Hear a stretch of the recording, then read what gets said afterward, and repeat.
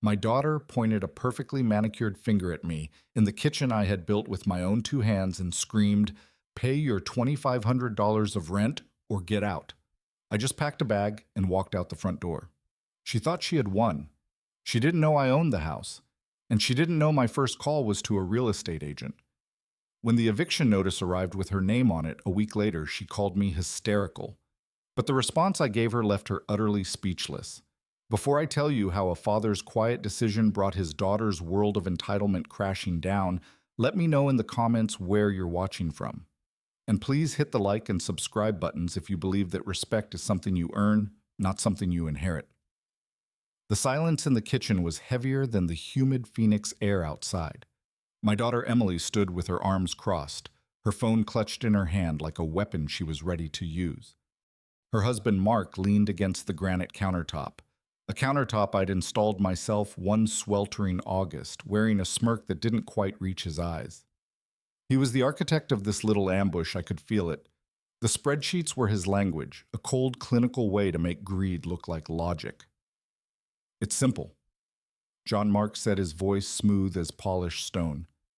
He slid a piece of paper across the island. It was a spreadsheet, of course, columns for property tax, home insurance, utilities, even a line item for landscaping services, which was just me on my knees every Saturday pulling weeds. The monthly carrying cost for this house is just over $7,000. We're a family of three, you're one person. Your share is $2,500. It's only fair. Fair. The word hung in the air, a perfectly crafted lie. This house hadn't had a mortgage in 18 years. My wife Mary and I had burned the papers in a little ceremony in the backyard, holding hands as the smoke curled into the Arizona sky. She had called this house our fortress. Now her daughter was trying to turn me into a tenant within its walls. I looked from Mark's smug face to Emily's. There was a hardness in her eyes I hadn't seen since she was a teenager, a brittle defiance that dared me to challenge her. This wasn't the girl I had taught to ride a bike on this very street, the one whose scraped knees I had cleaned and bandaged. This was a stranger wearing her face. "This is my house, Emily," I said, my voice quieter than I intended. "Your mother and I paid for it. Every nail, every shingle, and now we're paying for it." She shot back, her voice rising. "We pay for the groceries, the internet, the cable. We're pouring money into this place while you just sit on your pension." The groceries she bought were artisanal cheeses and wine that cost more than my weekly budget. The internet was the high-speed package Mark needed for his work-from-home days, which mostly consisted of him taking conference calls on the back deck.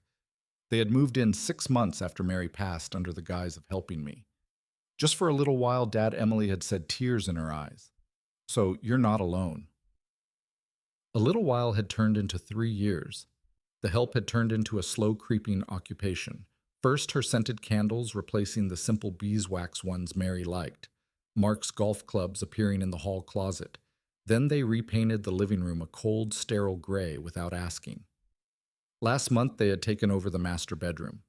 My bedroom, Mary's bedroom, claiming the stairs were becoming a hazard for me. I was now sleeping in the small guest room downstairs, a visitor in the heart of my own fortress. And now this, rent. A demand for payment to live in a house that was legally, morally, and spiritually mine. Mark saw my hesitation and pushed the spreadsheet closer. "Look, we're not trying to be difficult, John, but we have expenses. Emily needs to maintain a certain image for her clients at the gallery. We can't do that if we're footing the bill for everything here." That's when it happened. The final clean break. A quiet snap inside my chest. It wasn't anger. It was something colder, clearer. It was the feeling of a carpenter finding a perfectly straight line on a warped piece of wood. Emily, seeing my silence as weakness, stepped forward for the final blow. "Dad, Mark is right. We can't keep doing this. If you can't contribute your share, then you need to find somewhere else you can afford. This is our home now. So, pay the rent or get out." I looked at the kitchen table, the one Mary and I had found at an antique market in Sedona. I remembered us laughing as we tried to fit it in the back of my old Chevy truck. I could almost smell the lemon oil she used to polish it with every Sunday. In that moment, I wasn't just fighting for a house, I was fighting for the memory of a life, the memory of a love they were trying to write a price tag on. I pushed my chair back, the legs scraping softly against the floor. I looked at my daughter, at the stranger she had become, and I gave her the one thing she wasn't expecting: a quiet, simple surrender. Okay, I said. The word was small, but it filled the entire room. Mark's smirk widened. Emily blinked, thrown off balance by the lack of a fight. Okay, what she asked. You're right, I said, my voice even. It's time for me to go.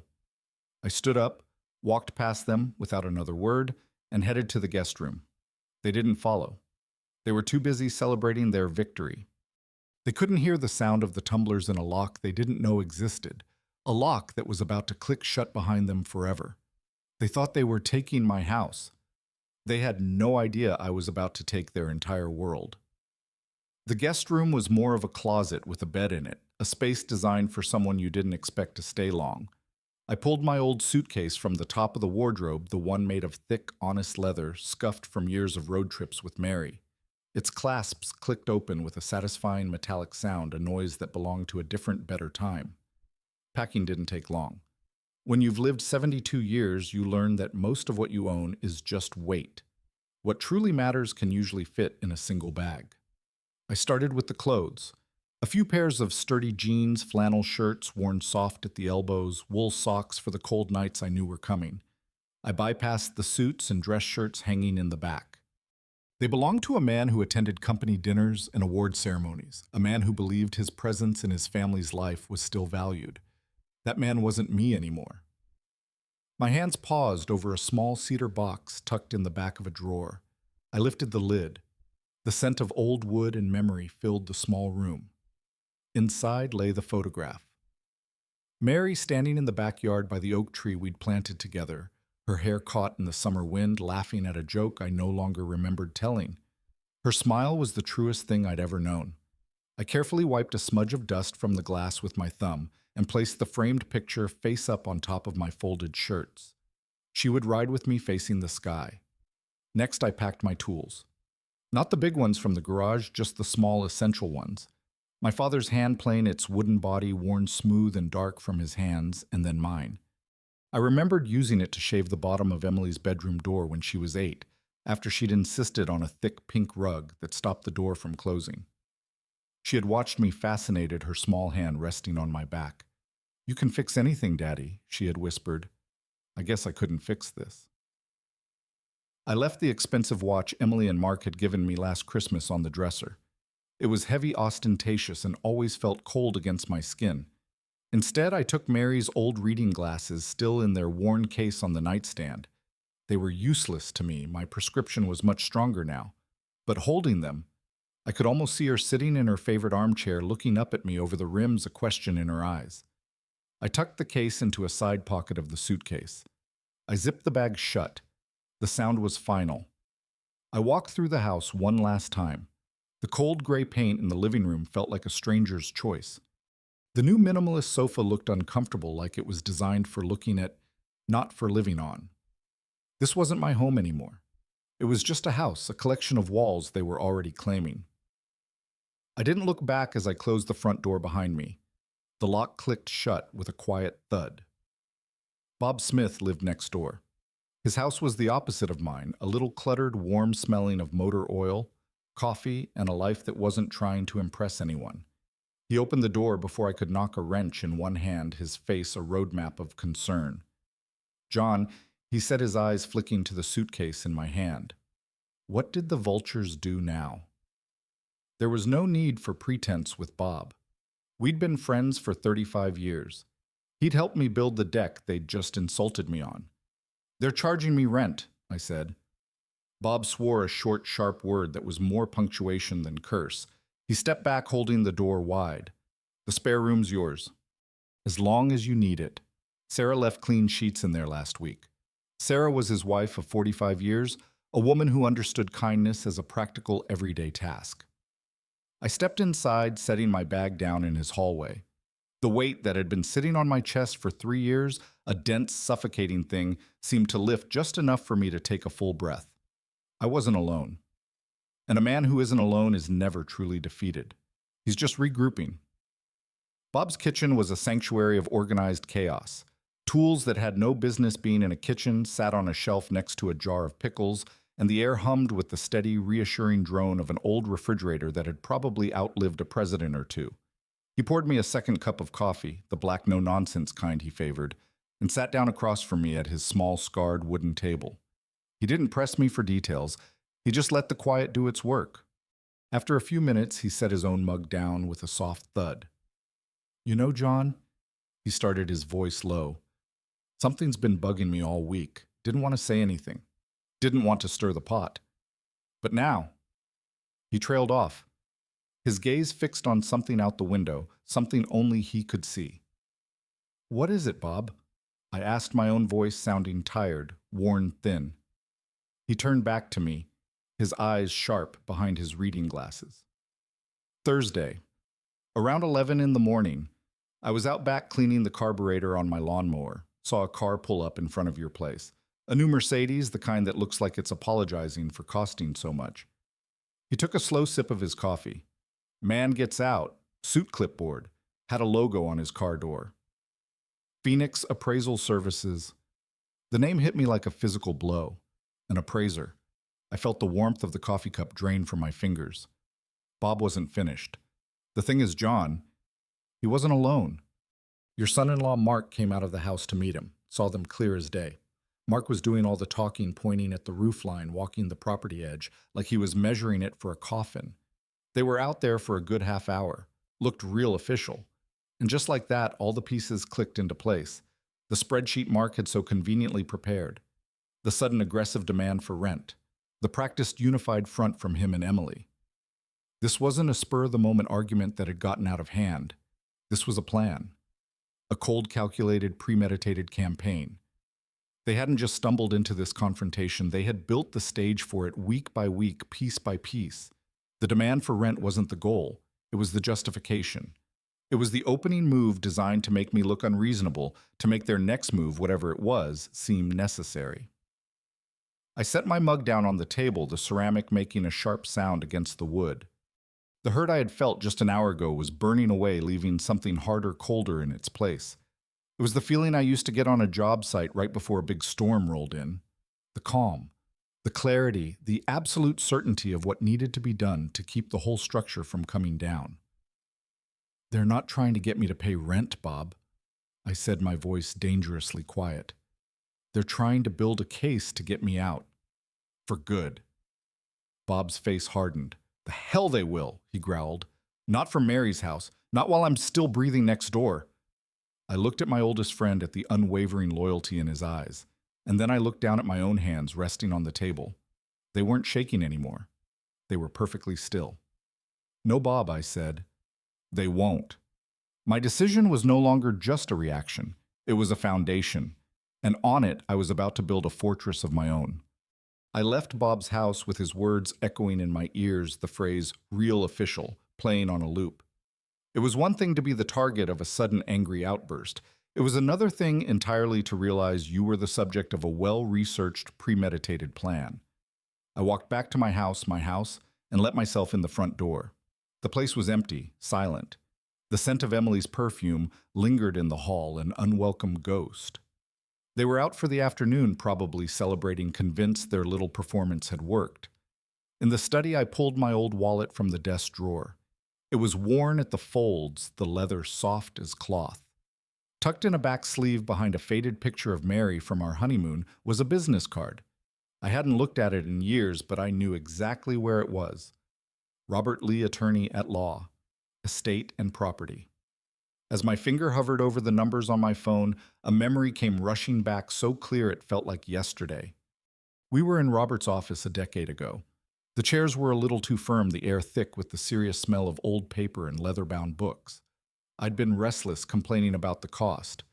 "Mary, we're healthy," I'd argued. "We have time. This feels morbid." Mary had just shaken her head, her gaze calm and unyielding. She'd placed her hand over mine on the polished mahogany table. "Paper is more honest than memory, John." She'd said, her voice soft but firm. "And it's more stubborn than feelings. We're not doing this because we think we're going to die tomorrow. We're doing this to protect the life we've built. A good will makes for a peaceful family, and clear title on a deed means no one can ever argue about who gets to come home. She had looked right at me then, and her next words were almost a prophecy. You protect what's yours on paper, so you never have to fight for it with your heart. The memory faded as the line on the other end of the phone clicked. Law offices of Robert Lee. Hello, I said, my own voice sounding steadier than I felt. This is John Johnson. I'm an old client, Mary Johnson's husband. I need to speak with Mr. Lee. Robert picked up 30 seconds later. John, he said, his voice the same as I remembered, calm, precise, with no room for unnecessary sentiment. I was so sorry to hear about Mary. She was a formidable woman. I trust you're well. I've been better, Robert, I said. And then I laid it all out. The slow invasion of my home, the demand for rent, the appraiser, the spreadsheet. I kept it factual, just the sequence of events the way Mary would have wanted. He listened without interruption. When I finished, there was a pause. I could hear the faint rhythmic tapping of his pen on a legal pad. John, he said finally, I'm looking at the Denton County property records right now. The deed for your address was transferred solely to you, John Johnson, upon Mary's passing as per the survivorship clause in your original purchase. The property is yours, free and clear. Your daughter has as much legal right to demand rent from you as the mailman does. A wave of relief washed over me, so potent it almost made my knees weak. So she can't force me out. Legally. Absolutely not. But that's not what they're doing, is it? Robert said, his tone sharpening. This isn't a legal strategy, John. It's a campaign of attrition. They're trying to make your life so uncomfortable that you give in just for some peace. They want you to believe you're a burden, so you'll hand them the keys to get out from under the weight of their help. I don't want to fight, Robert, I said. I don't want to be in a courtroom with my own daughter. I know, he said. Mary told me you'd rather build a bridge than burn one, even if the person on the other side is holding a gas can. So we won't fight. We'll correct. We'll do it quietly, quickly. And we'll do it in a way they'll never see coming. I leaned forward, my elbow on the desk. How? First we sell the house.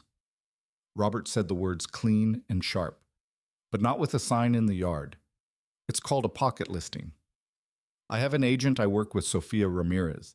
She's a ghost. She works with a private list of pre-qualified cash-heavy buyers who are looking for off-market properties in Phoenix.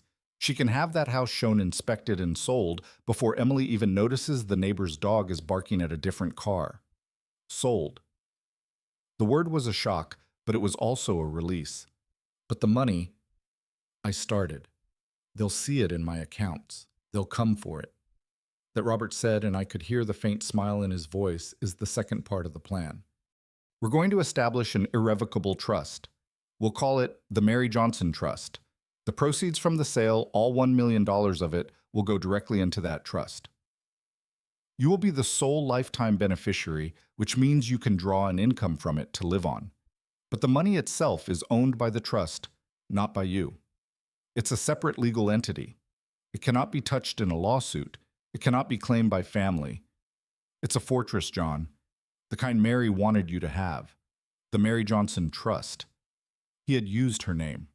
The plan wasn't about revenge anymore. It was about honoring her legacy, about protecting the life she had envisioned, the life they were trying to dismantle one spreadsheet at a time. My breath came easier. The path ahead was no longer a dark, tangled wood. It was a straight, clean line. What do I need to do? I asked. For now, nothing, Robert said. Let them think they're winning. Let them feel comfortable. I'll call Sophia. I'll draft the trust documents. You just keep being the quiet, compliant father they think you are. The less you resist, the less they'll be watching. And when they finally turn around, the house they thought was theirs will belong to someone else entirely. The coffee shop was on the far side of town, a small, anonymous place with mismatched chairs and the quiet hum of people who weren't there to be seen. It was the kind of place Mary would have called honest. I arrived 15 minutes early, a habit from my years on construction sites where being on time meant you were already late. I chose a small table in the back corner, a spot that gave me a clear view of the door, but kept me out of the main flow of traffic.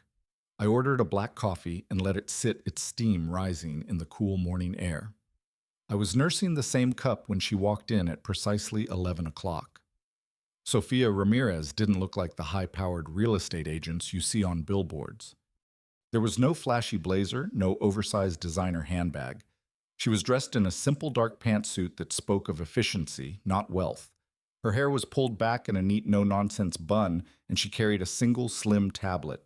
She scanned the room, once her eyes sharp and intelligent, and walked directly to my table.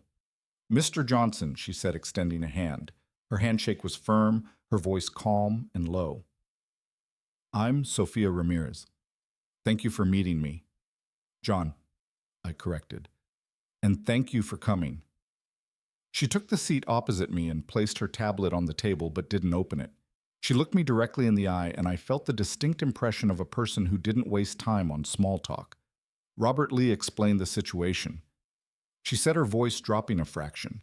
He stressed the need for two things: speed and discretion. "I specialize in both." I nodded, taking a sip of my now lukewarm coffee. "He said you had a different way of doing things." "I do," she confirmed. "What we are going to do, John, is what's known as a pocket listing and off-market sale. There will be no for sale sign planted in your front lawn for the neighbors and your family to gossip about. The listing won't appear on Zillow or the public MLS. It will, for all intents and purposes, not exist to the outside world." She paused, letting the words sink in. "I maintain a private network of buyers, relocating doctors from the new hospital, tech executives from California, with cash offers, people who are willing to pay a premium to avoid the circus of a public bidding war. They value their privacy, and they trust me to bring them properties that fit their needs before anyone else knows they're available. I already have a young couple in mind for your house. They've been looking in your neighborhood for 8 months and keep getting outbid." I leaned forward, my hands wrapped around my coffee mug. "How do you manage a showing without them knowing?" Sophia's expression didn't change. "Robert told me your daughter and her husband are typically out of the house on weekday afternoons. I will schedule one private showing, just one. I'll tell the buyers it's a one-time opportunity. We will be in and out in less than an hour. They all sign strict non-disclosure agreements before I even give them the address.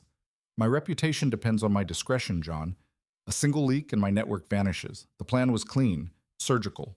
It was exactly what I needed. It was a strategy built on the same principles I'd used my whole life. Measure, twice, cut once. No wasted motion, no unnecessary noise." "Okay," I said. The word felt solid, like a foundation stone settling into place. "Let's do it." A small professional smile touched her lips. She finally opened her tablet, turned the screen toward me, and brought up a listing agreement. "Then let's make it official," she said. "I'll make the first call as soon as we're done here. From now on, you just keep being the quiet man in the guest room. I'll take care of the rest." I was sitting on Bob's back porch, nursing a cup of coffee and watching the Blue Jays argue over the bird feeder when my phone started to buzz.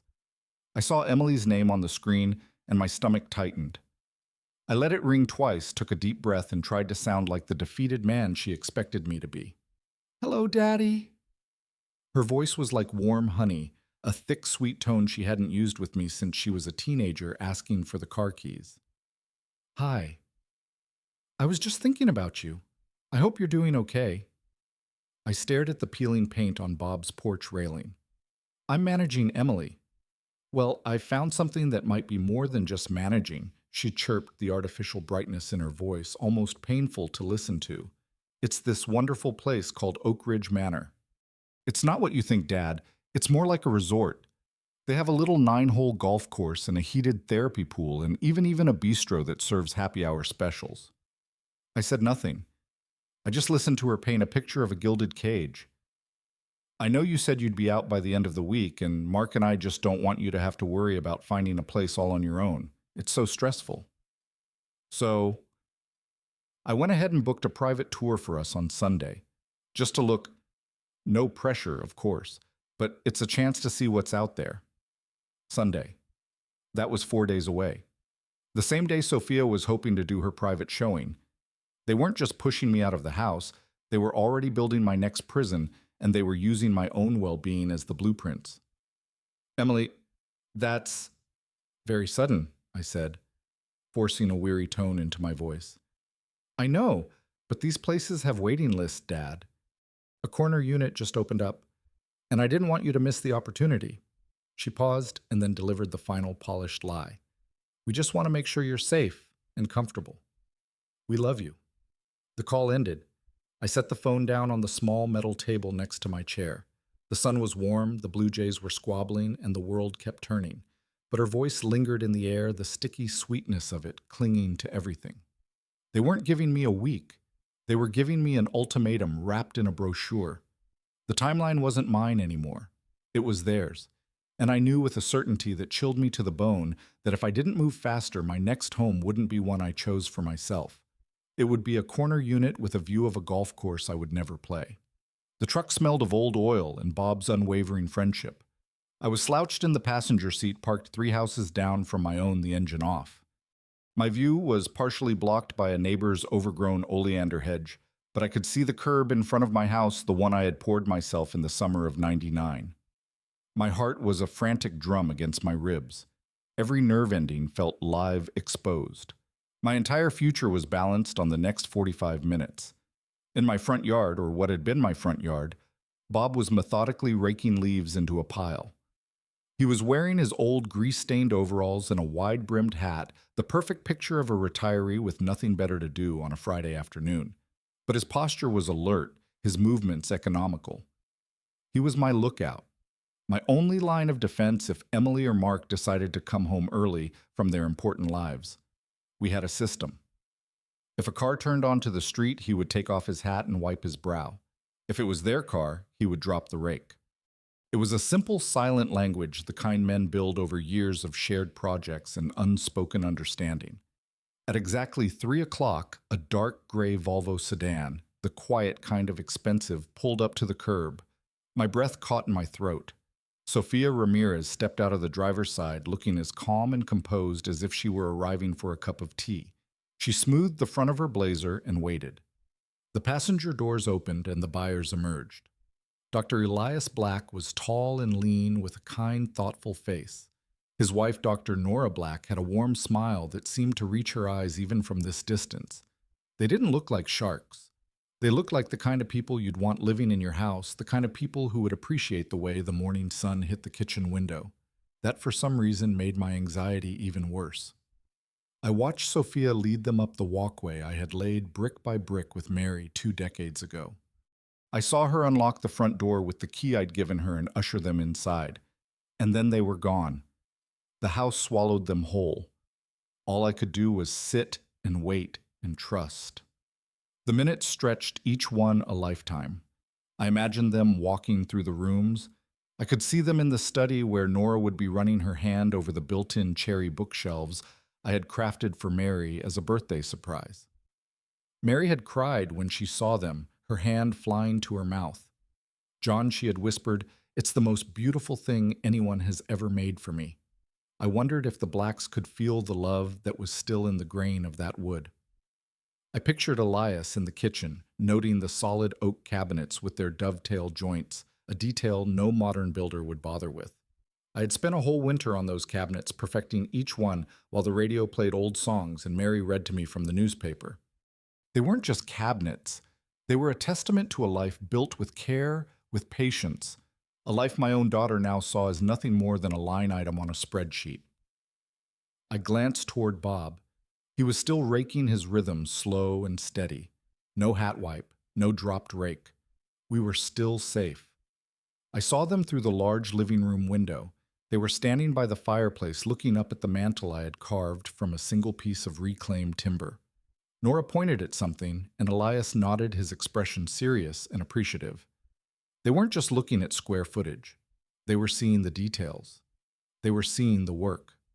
They were seeing me in a way my own family no longer could. The weight was agonizing. My palms were sweating my coffee from that morning, a sour memory in my stomach. What if they hated it? What if they saw the scuffs on the floorboards as flaws instead of history?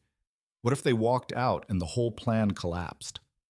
Then, after what felt like an eternity, the front door opened. 52 minutes. I'd been counting. Sophia came out first, followed by the Blacks. They stood on the porch talking. I couldn't hear their words, and the not knowing was a special kind of torture. I watched their body language, searching for a sign. They weren't smiling, but they weren't frowning either. They looked serious, engaged. After a few minutes of conversation, they shook Sophia's hand, got back into their Volvo, and drove away. The street was quiet again. Sophia stood alone on the porch for a moment, her back to me. She took out her phone. My own phone, resting on the seat beside me, felt like a bomb. I stared at it, waiting for it to buzz for the verdict to be delivered.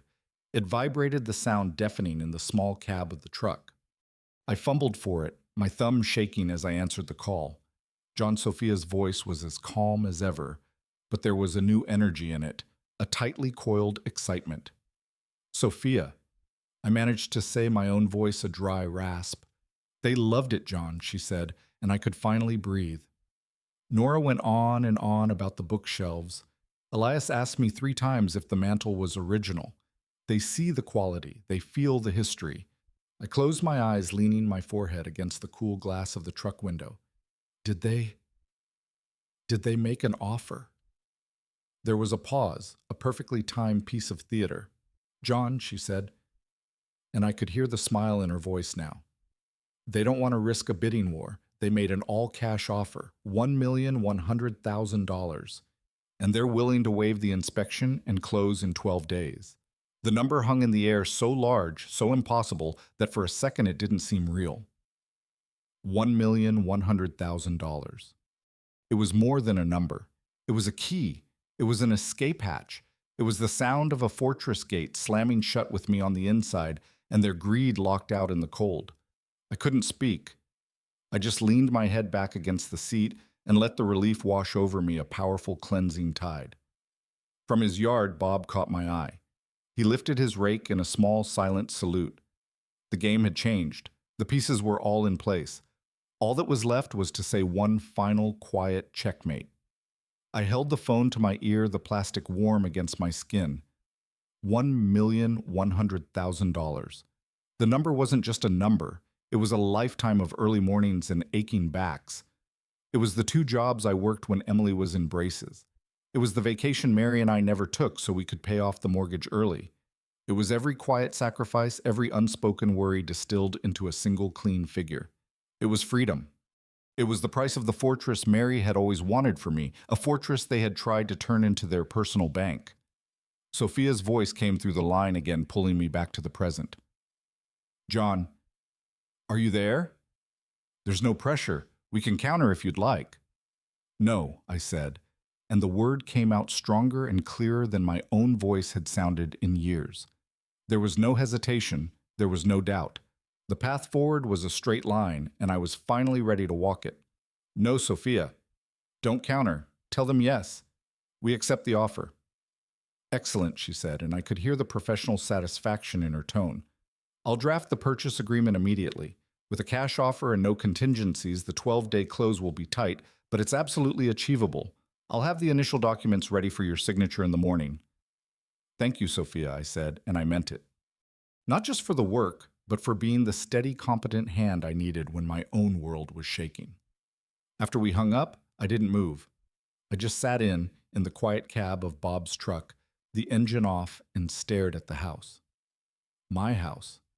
For a few more days at least. It looked different now. The setting sun caught the edges of the roofline, making it glow. It wasn't a prison anymore or a battleground. It was my last and greatest tool. It was the key to my own future.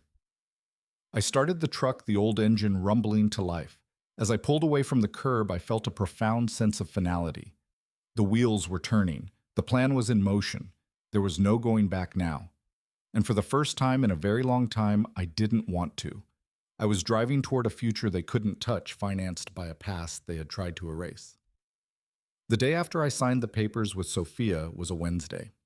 Emily was at the gallery, and Mark had a synergy meeting downtown that would, according to his calendar on the fridge, last until at least 6. The house was quiet. It was the perfect window. Bob pulled his old Chevy pickup into my driveway at precisely 2 p.m., backing it right up to the garage. He didn't honk. He didn't have to. I was already waiting with the first box in my hands. We worked in the kind of quiet, efficient rhythm that comes from years of knowing how a man moves, how he lifts when he needs a hand, and when he needs to be left alone with the weight. These weren't just random boxes from the attic. These were the things that held the soul of the house. The things I couldn't let them touch, couldn't let them sell, couldn't let them throw away. The first box was heavy with photo albums. As I handed it to Bob, the lid shifted and the corner of an old photograph peeked out. It was Mary, 20 years younger, standing by the lake, with an 8-year-old Emily on her shoulders. Emily was laughing, her small hands tangled in her mother's hair. Mary was looking up at her, her face filled with a kind of pure, unguarded joy that felt like a punch to the gut now. It was a photograph of a family that no longer existed, a family they had dismantled one careless decision at a time. "You all right, John?" Bob asked, his voice gentle. I just nodded, unable to speak, and pushed the box into his waiting hands. Next came Mary's gardening things from the shed, her favorite trowel, the handle worn smooth and dark from her grip, her old canvas gloves still stiff with dried soil from the rose bushes she had loved so much. I remembered her out there humming to herself, talking to her plants as if they were old friends.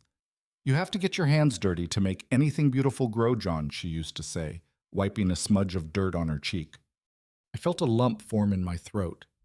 I was getting my hands dirty now, Mary. I was doing it to protect the beautiful thing we had grown together. The heaviest was last. The old cedar chest from the foot of our bed, the one her grandfather had made. Bob and I carried it together, our footsteps echoing in the now emptier master bedroom. Inside was her wedding dress, carefully wrapped in tissue paper, and a bundle of letters we had written to each other during the 1 year I had to work a job out of state. "This is for the things that are too important to forget," she'd said the day we bought it. As we loaded it onto the truck, I looked back at the house. It was starting to feel hollow, like a beautiful shell with the life already gone. This wasn't just about moving objects. This was a rescue mission.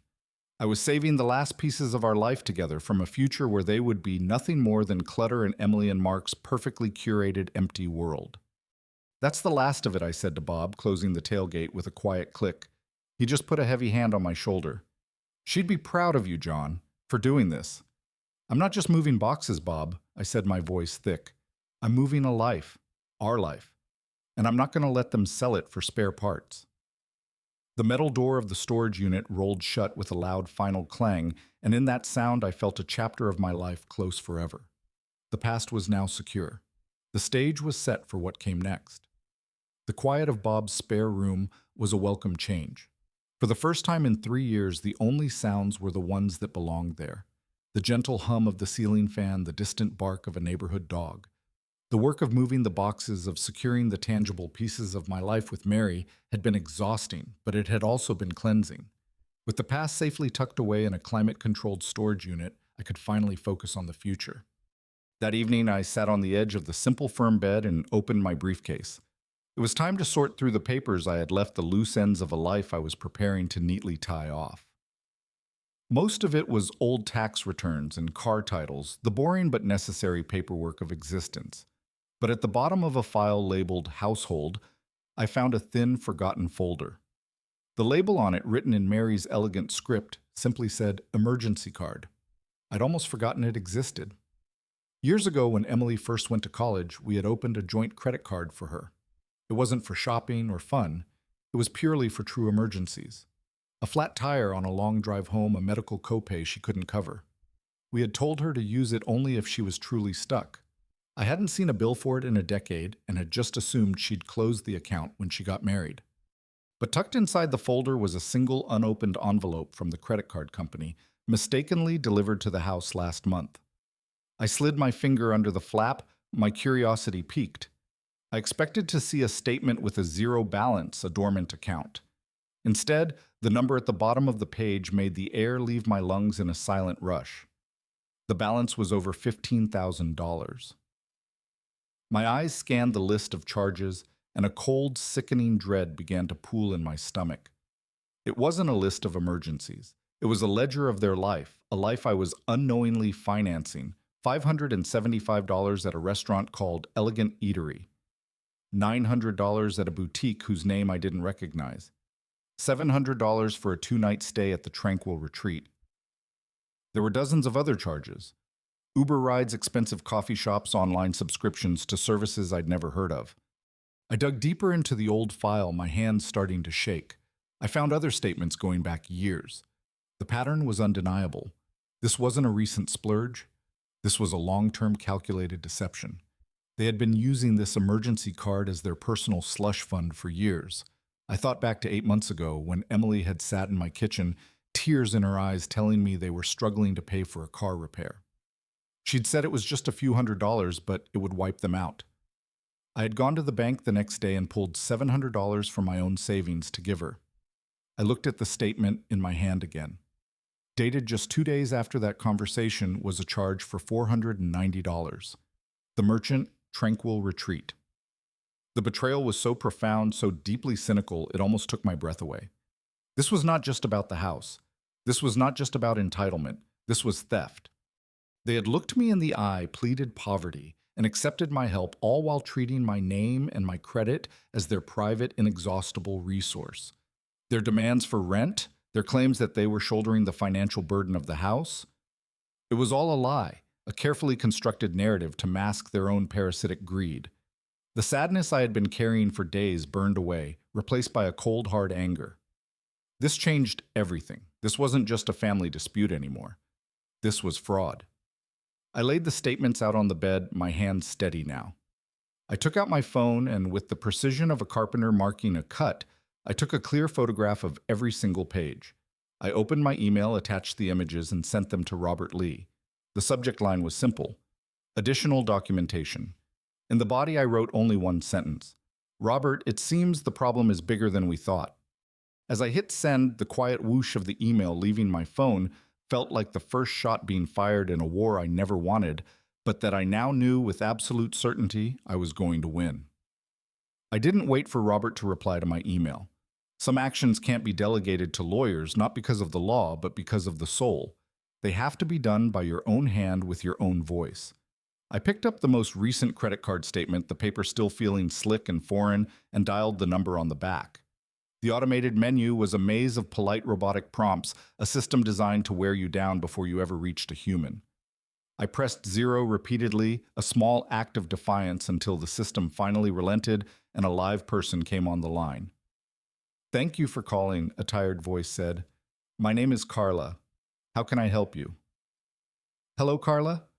I said, my voice as calm and steady as I could make it. "My name is John Johnson. I need to report a series of unauthorized charges on my account and place an immediate freeze on all cards associated with it." There was a pause, the sound of typing. "Okay, Mr. Johnson, can you verify your address and the last 4 digits of your social security number for me?" I gave her the information. "Thank you," she said. "Now can you tell me the date and amount of the last charge you believe to be fraudulent?" I looked down at the statement, at the long list of their indulgences, and a bitter laugh almost escaped me. "Carla," I said, my voice low. "The last authorized charge on this account was for a college textbook for my daughter in the fall of 2012. Every single transaction since then has been fraudulent." The silence on the other end of the line was different this time. It wasn't procedural. It was human. I could hear her take a small, sharp breath. I see, sir," she said, her professional tone now laced with something else. Pity, maybe. Or just surprise. "I am placing an immediate freeze on the account. The secondary cardholder, A. Emily Johnson, will no longer have access. The account is locked." "Thank you," I said, and ended the call. I had just cut one of their lifelines. A small, invisible act of rebellion that they wouldn't even notice until the next time Emily tried to buy a $5 latte and was met with the cold, hard wall of a decline. I stood up and walked to the window of Bob's spare room. My old house was next door, the lights blazing in the kitchen where they were probably deciding on dinner. My gaze drifted to the calendar hanging on Bob's wall. Today was Thursday. Sophia was filing the last of the sale paperwork tomorrow. The closing was scheduled for Tuesday morning. The new owners, the Blacks, would take legal possession on Wednesday at 10 a.m. sharp. 6 days. In 6 days, their world, the one they had built on my foundation, on my credit, on my silence, would cease to exist.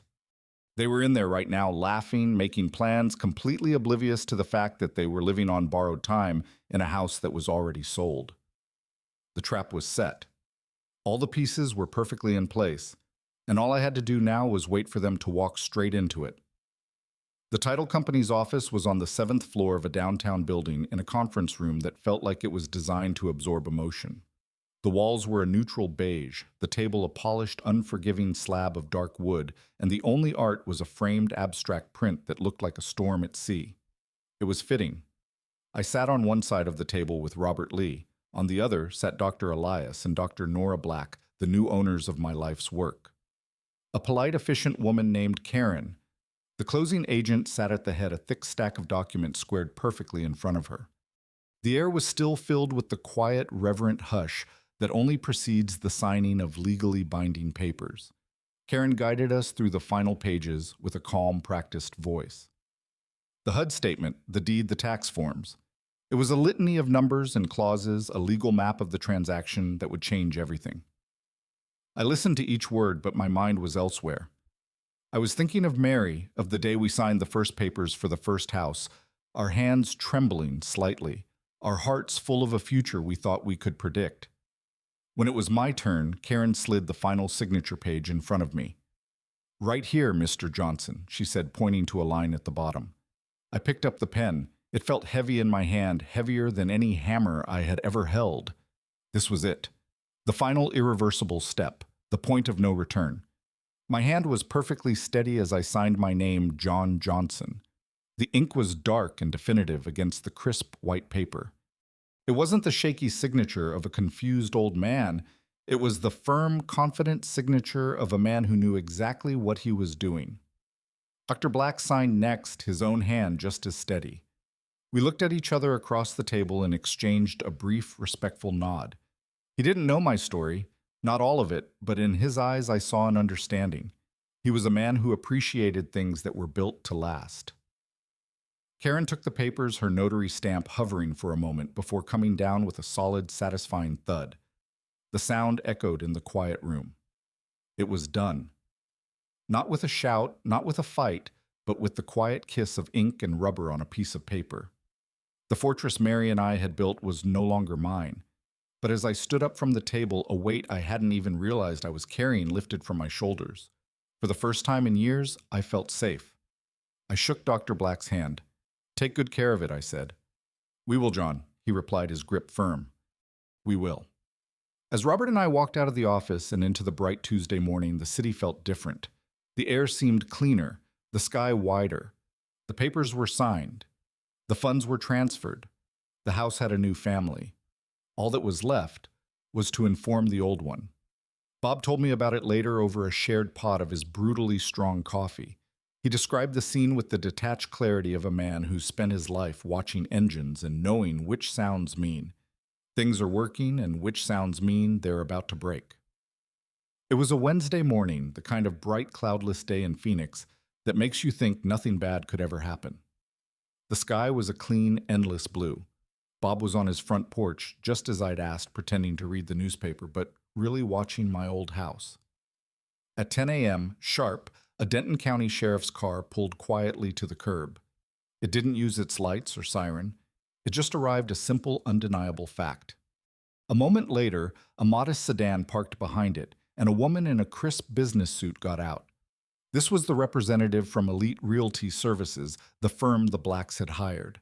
Bob said they walked up the path together, their steps synchronized and purposeful.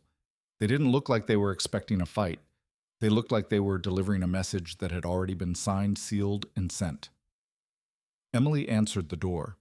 Bob could see her through the screen. She had a coffee mug in her hand and a lazy, self-satisfied smile on her face. "Can I help you?" she asked, her voice carrying across the quiet street. The deputy, a tall man with a calm, weathered face, was the first to speak. "Are you Emily Johnson?" Mark appeared behind her, already annoyed by the interruption. "What's this about?" he asked, his tone laced with the impatience of a man who believes his time is more valuable than anyone else's. The woman from Elite Realty Services stepped forward, holding a professional-looking portfolio. "Good morning," she said, her voice polite but firm. "My name is Lisa Thompson. I'm with Elite Realty Services. We represent the new owners of this property." Bob said the change in their expressions was something to behold. Emily's smile didn't just fade, it collapsed.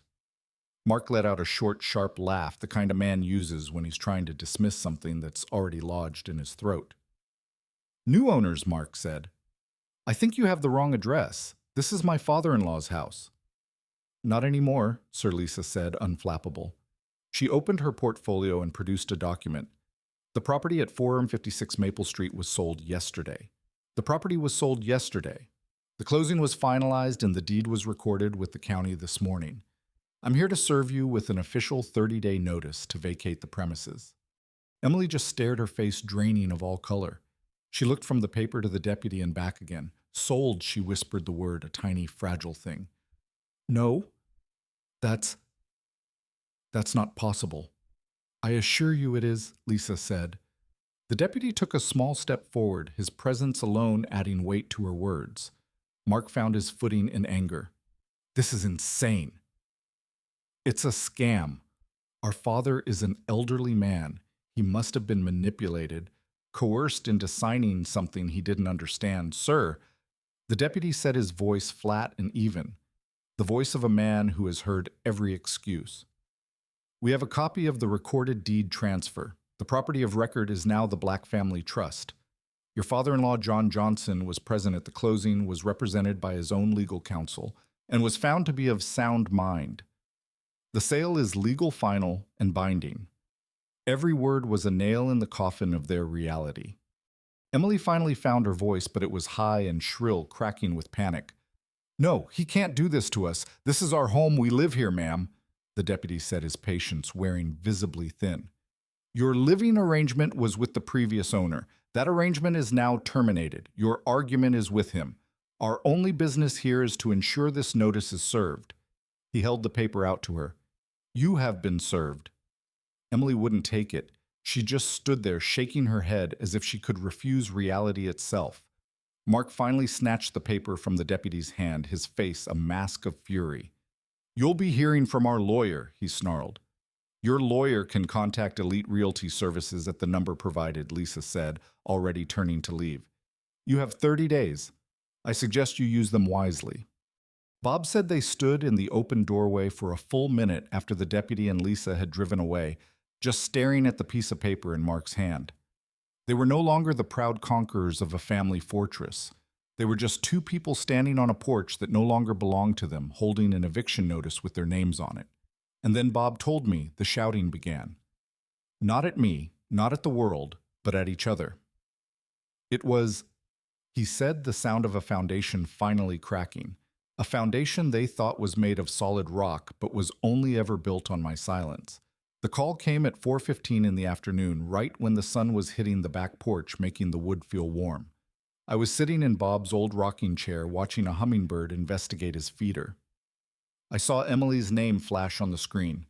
I let it ring 3 times, just long enough to let the silence on my end gather its weight. Then I answered. I didn't even have a chance to say hello. What did you do? Her voice was a shriek, a raw, ragged sound stripped of all its practiced sweetness. It was the sound of pure, undiluted panic. There are people here, Dad. A sheriff's deputy. They're telling us to get out. They said the house is sold. This is some kind of sick joke, right? You have to fix this. Call them right now and tell them there's been a mistake. I took a slow, deliberate breath, letting her torrent of words wash over me. I looked out at Bob's yard at the steady, unbothered way a bee was working on a patch of clover. There was no mistake, Emily. I said, my voice perfectly calm. What are you talking about? This is our home, she screamed, the word tearing at the edges. No, I said, still quiet. It's not your home anymore. The silence that followed was a chasm. I could hear her ragged breathing on the other end of the line, the sound of a world tilting off its axis. I don't understand, she finally whispered, the rage giving way to a dawning, terrified confusion. You can't just sell it. Emily, I said, and I let my voice carry the weight of 3 years of quiet observation. I'm a little confused. I thought this was exactly what you wanted. What are you talking about? And then I delivered the line I had been rehearsing in the quiet of my own mind for days. I gave her back her own words, polished and sharpened into a weapon she had forged herself. You stood in my kitchen in front of your husband and you gave me a choice. You said, pay the rent or get out. Well, Emily, I'm a man of simple means. I couldn't afford the $2,500 a month you were charging me to live in my own home. So I did what you told me to do. I got out. I paused, letting the silence stretch until it was taut. I just took my house with me. I heard a sound on the other end of the line, a small choked gasp like she'd been punched in the gut. The line was dead quiet for a full 15 seconds. Then a different voice, Mark's full of blustering rage. You think you're so clever, you old man. You can't just kick us out. We have rights. We'll sue you. We'll contest the sale. We'll tell the court you're incompetent, that you were manipulated into this. The threats were so predictable, so hollow. He was firing blanks and he didn't even know it. I let him finish, and then I deployed the weapon they never knew I had. You can certainly try that, Mark, I said, my voice dropping into a register that was as cold and hard as steel. And when you do, my lawyer, Robert Lee, will be more than happy to present the court with a few items. First, the results of my recent competency evaluation, which I passed with flying colors. And second, I let the pause hang in the air, a perfect empty space. He'll present 12 years of statements from our little emergency credit card. He's especially interested in the charges from the Tranquil Retreat Mark. They seem to line up perfectly with the times Emily was crying to me about how you two couldn't afford to fix the car. I believe the legal term for that is fraud. The silence that followed was absolute. It was the sound of a man who had just run full speed into a concrete wall he didn't know was there. I heard a muffled noise, a strangled sound. Then Emily was back on the phone, her voice completely different. The rage, the panic, it was all gone. All that was left was a thin, broken whimper. Dad, please. It was too late for please. The time for please was when she was laughing at my expense, when she was planning my obsolescence, when she was standing over me as I fought for my life. It's done, Emily, I said, and my voice was devoid of all emotion. It was the voice of a judge reading a final verdict. You wanted me to disappear from your life. You have your wish. As for your new housing situation, I believe the new owners will be expecting the rent. You have 96 hours before they change the locks. I didn't wait for a reply. I ended the call with a quiet, deliberate tap of my finger on the screen. The connection was severed, and in the profound ringing silence that followed, I finally, truly felt free. I didn't see what happened next with my own eyes. Bob filled me in later, though he didn't seem to take any pleasure in the telling. He said he stayed on his porch just long enough to see the first cracks appear, and then he decided his hydrangeas suddenly needed a lot of attention. He said that after the call ended, Emily stood in the doorway for a long moment, the phone still pressed to her ear as if she were listening to a dial tone that contained the rest of her future. Her face, he said, was a blank mask of shock. Mark was the first to move. He snatched the eviction notice from her hand and read it again, as if the words might have changed. "This is a bluff," Mark said, his voice a low growl. "He's trying to scare us." Emily finally lowered the phone, her hand trembling. A single sharp, hysterical laugh escaped her lips. "A bluff. Mark, did you hear him? The credit card. He knows about the credit card."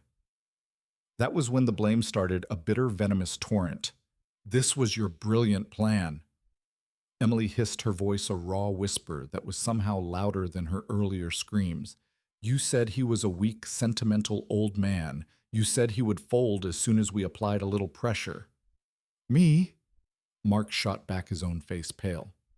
"You were the one who couldn't wait. You had to have the house now, had to have the money. Now. I told you to go slow, but you just had to push him.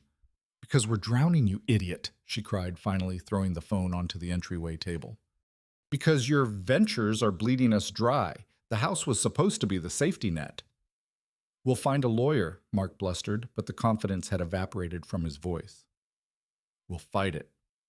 That, Bob said, was when Emily really laughed. A hollow, broken sound that carried across the lawn. "With what money, Mark?" She asked, her voice dripping with scorn. She pulled her wallet from her purse and threw a platinum credit card onto the table next to the phone. "I tried to book a moving van while I was yelling at him. Just in case. Declined. I tried the emergency card. Declined. They're all declined." Bob said he watched Mark's face crumble as he pulled out his own phone, his fingers frantically tapping at his banking app. He didn't have to say a word. The look of pure cold dread that washed over him was answer enough. My quiet phone call to a customer service representative had done more damage than 1,000 angry arguments. I hadn't just taken their future, I had dismantled their present. They were no longer conquerors standing in their new castle. They were just two people trapped in the beautiful entryway of a house that no longer belonged to them, with no money, no leverage, and the very real threat of legal action hanging over their heads. The fight was over. All that was left was the collapse. A week later, I found myself back in Robert Lee's quiet 7th-floor office. The city of Phoenix hummed below us, a distant, muffled sound. Outside the large window, the sky was a clean, pale blue. The storm had passed. Robert slid a thick, leather-bound folder across the polished table. The gold lettering on the front was simple, elegant, and final. The Mary Johnson Foundation. "This is the last piece of it, John," Robert said, his voice soft. "Once you sign this, the funds from the sale are permanently transferred. There's no going back." I looked at the folder, but what I saw was Mary's face, her hands in the garden, the look in her eyes the day we burned the mortgage papers. She had believed in building things that last. Emily and Mark had only believed in things they could spend. I finally understood that the house was never the true inheritance. The real legacy was the values we had built within its walls. The money was just the raw material, the lumber and nails to build something new that honored her spirit. "It's not for them," I said as much to myself as to Robert. "The money, I mean. It was never really about punishing them." "I know," Robert said. "Revenge is a temporary satisfaction. A legacy is a permanent one." He opened the folder. The mission statement was a single paragraph we had worked on together. To provide scholarships and tool grants for students entering the trade schools of northern Arizona, honoring the dignity of working with your hands. It was simple. It was honest. It was everything Mary and I had ever believed in. I picked up the pen. It felt light in my hand now, no longer a weapon, but a tool for building. As I signed my name, I wasn't thinking of Emily's panicked screams on the phone or the look of utter defeat on Mark's face. I was thinking of some kid I would never meet, a young man or woman with calloused hands and a dream getting a letter in the mail that said someone believed in them. I was turning my family's ugliest moment into someone else's brightest opportunity. I pushed the signed-upon document back across the table. A profound, unshakable peace settled over me. It wasn't the thrill of victory. It was something deeper, quieter. It was the feeling of a debt being paid, not by them to me, but by me to the memory of the woman I loved. The battle was over, but it wasn't their downfall that defined my victory. It was this, the quiet act of creating something good from the wreckage. "Mary would be proud, John," Robert said, closing the folder. I looked out the window at the vast Arizona sky, and for the first time in 3 long years, I felt the warmth of the sun on my face. I think I said, a small smile finally reaching my lips. She already is. True family is built on mutual respect, not one-sided entitlement. When your love is treated as a resource to be spent, setting firm, quiet boundaries is essential. It's not about revenge, but about preserving your dignity and teaching that consequences are a more valuable inheritance than unearned wealth. Have you ever had to stand up to a family member who took you for granted? Let us know in the comments, and don't forget to like and subscribe for more stories.